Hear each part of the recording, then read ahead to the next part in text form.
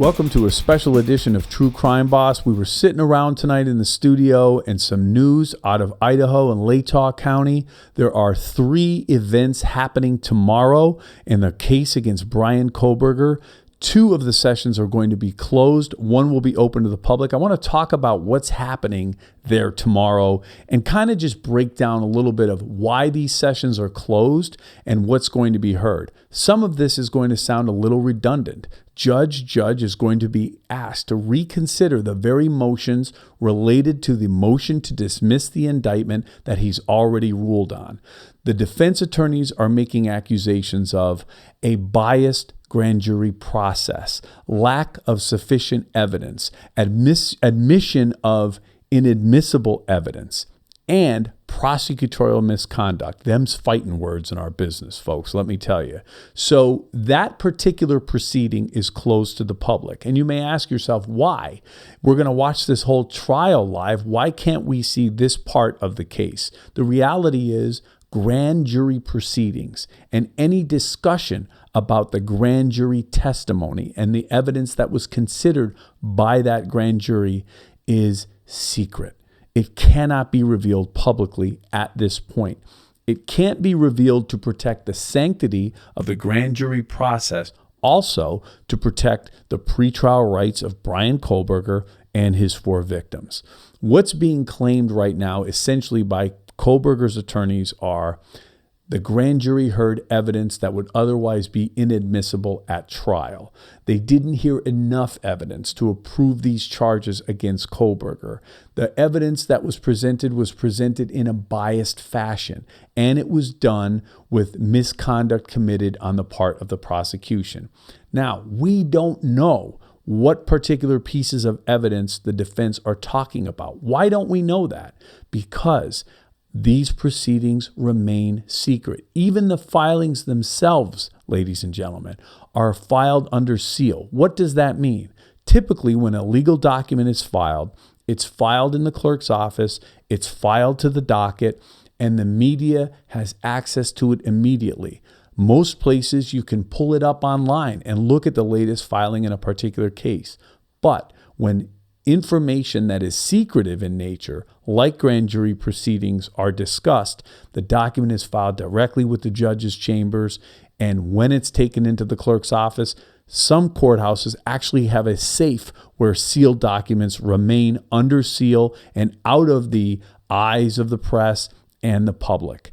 Again, so we're speculating on what evidence the defense may be talking about. It's just not clear, and it wouldn't be fair to anybody's rights to speculate too much, other than to say the defense is claiming that grand jury did not hear enough to move these charges on to trial. Folks, if they heard the evidence that was in the affidavit of probable cause at this stage, before everybody goes nuts and says the affidavit isn't enough and he's not guilty, at this stage, as we discussed in our prior episodes, we have a lower standard of proof.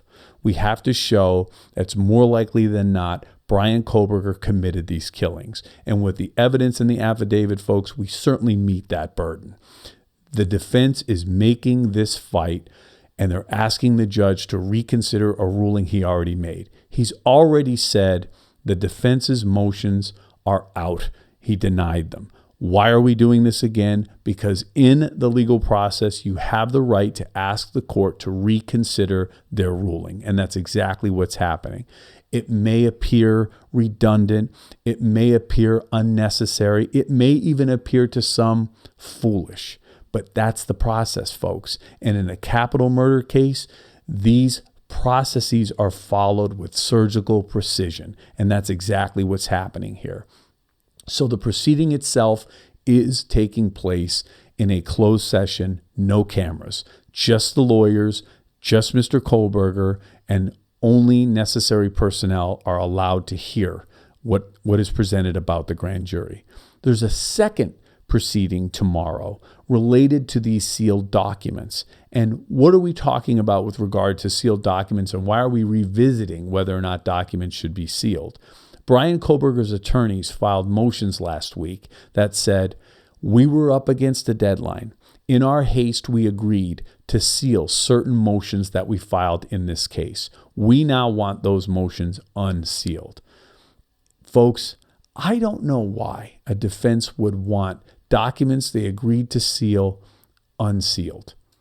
The judge has all of the information that he needs to make a decision at this point. It's curious to me why the defense wants to fight to unseal these documents.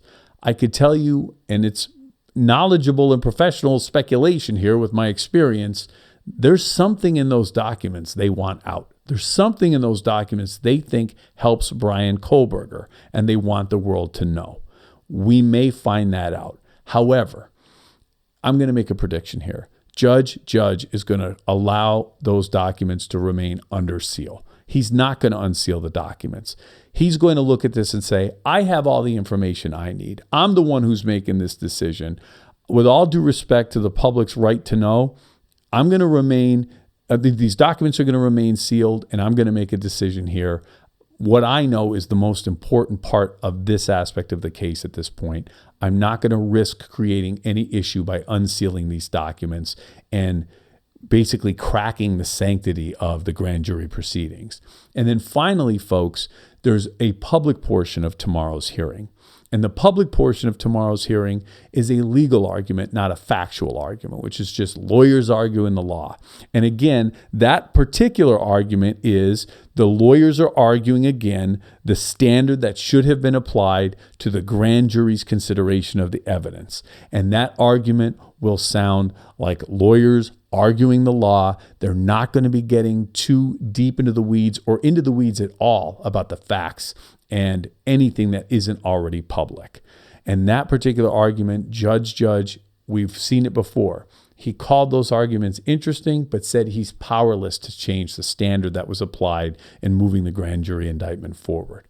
But folks, I think tomorrow's proceedings could be a bigger news day than is expected. After these hearings, they have a scheduling conference. And what happens at a scheduling conference? A scheduling conference is where all the lawyers bring their calendars, and they're going to discuss, do you have a 6-week opening in your calendar this summer? Because that's when we're going to put the trial. We may find out tomorrow when the Kohberger trial will begin.